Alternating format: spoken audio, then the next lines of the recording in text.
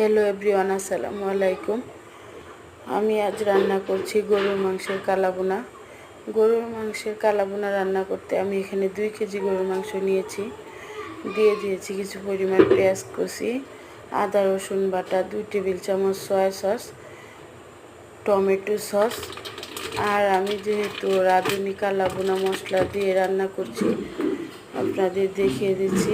রাঁধুনি কালাবোনা মশলার প্যাকেটের ভিতরে 2টি মশলার প্যাকেট থাকে। আমি 2 কেজি মাংসের জন্য পুরা মশলাটাই আমার লাগবে।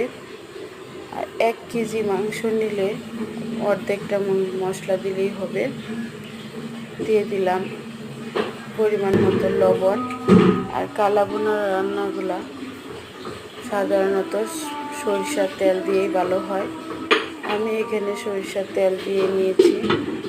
অল্প একটু পানি দিয়ে ভালো করে মাখিয়ে কষিয়ে নিয়েছি। দেখেন আমার কষানো প্রায় শেষ।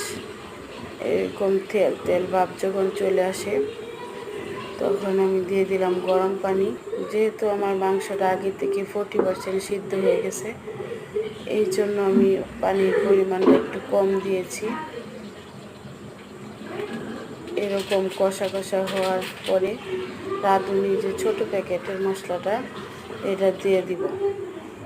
এই মাংসটা আসলে বারবার নাড়াচাড়াই করতে হয়, না হলে নিচ দিয়ে পড়ে যেতে পারে। আমি আবার এইদিকে একটু বাগার দেওয়ার জন্য তৈরি করে নিচ্ছি। পেঁয়াজ কুচি দিয়ে দিলাম, একটু রসুন কুচি দিয়ে দিলাম, শুকনো মরিচ। বাগারটা যদি পাতিলে সরাসরি ঢেলে দিই তাহলে গন্ধটা ঠিকঠাক মতো আসে না।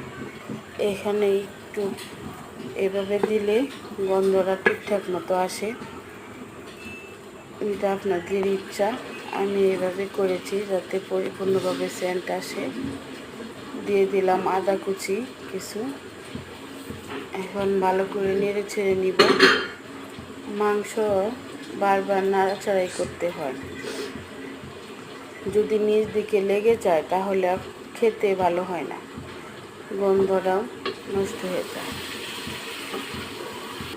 তাই বারবার নাড়াচাড়া করতে হয়। আমার প্রায় হয়ে গেছে, মাংসটা কালো হয়ে গেছে, তেল ছেড়ে দিয়েছে। এই মুহূর্তে আমি কিছু কাঁচা পেঁয়াজ কিউব করে কেটে রাখছি, ওই পেঁয়াজটা দিয়ে দিয়েছি টমেটো সস কিছু পরিমাণ। বাস হয়ে গেল আমার কালাবোনা।